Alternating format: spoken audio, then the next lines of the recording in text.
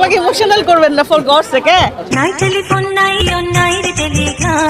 ঢাকায় চলচ্চিত্রে সোনালী সময়ে জনপ্রিয়া সুচরিতা নায়িকা হিসেবে তার আত্মপ্রকাশ ঘটে 1972 সালে আজিজুর রহমান পরিচালিত স্বীকৃতি ছবিতে। এরপরে শুরু হয় নতুন এক অধ্যায়। মায়াময় চেহারা ও ব্যক্তিতে দক্ষতা, গ্ল্যামারে ভরপুর উপস্থিতিতে দ্রুত হয়ে ওঠেন টলিউডের ড্রিম গার্ল। 1977 সালে জাদুরবাসী সিনেমায় তাকে পৌঁছে দেয় জনপ্রিয়তা সরে। 80 দশকে তিনি ছিলেন বাংলাদেশের শীর্ষ নায়িকাদের মধ্যে অন্যতম।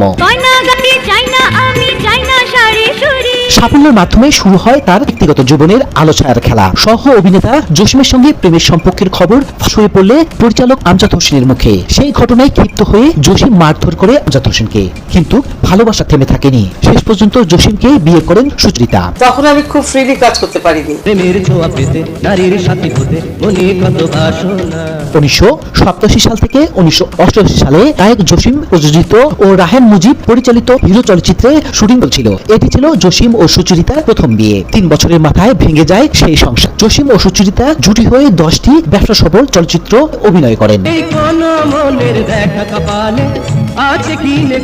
সুচরিতাকে বিচ্ছেদের পর জসিম বিয়ে করেন সবাক চলচ্চিত্রের প্রথম নায়িকা পূর্ণিমা সেনগুপ্তের মেয়ে নাসরিনকে। বিয়ের পর নাসরিন অভিনয় ছেড়ে দেন।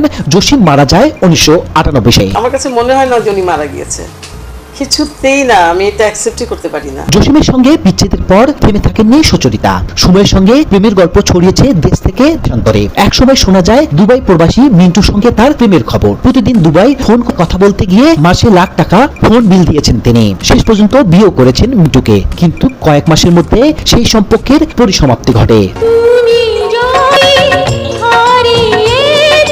এরপর জীবনে আসে চলচ্চিত্র প্রযোজক ও প্রদর্শক সমিতির সভাপতি KMR মঞ্জুরুল। 1989 সালে প্রেমে পরিণতি ঘটে বিয়েতে। সেই সংসারে জন্ম নেয় তাদের 3 সন্তান।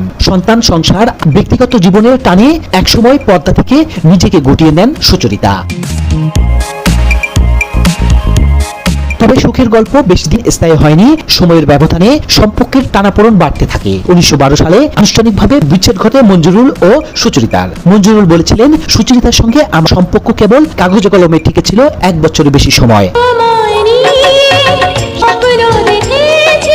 এই দম্পতির 2 মেয়ে ও 1 ছেলে। তাদের 3 সন্তানই বিদেশে পড়াশোনা করছে। বর্তমান সময়ে 1 মেয়ে বাংলাদেশে অবস্থান করছেন এবং গুলশানে এক বেসরকারি স্কুলে শিক্ষকতা করছেন। সুচরিতার জীবন যেন এক পূর্ণদৈর্ঘ্য চলচ্চিত্র। শৈশবের আলো, যৌবনের ভালোবাসার ভাঙাগড়া নিয়ে তার জীবন। তিনি এখনো ঢাকায় সিনেমার ইতিহাসে এক অনন্য নাম, যার জীবন গল্প এখনো দর্শকের কাছে আকর্ষণীয়, সমান হৃদয়স্পর্শী।